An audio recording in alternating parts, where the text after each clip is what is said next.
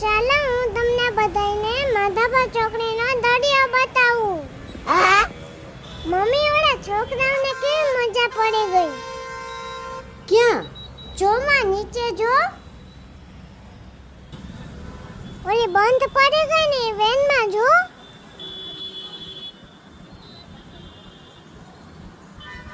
જો ઓલા ટીઆરબી વાળા ભાઈ એને હેલ્પ કરવા આવ્યા.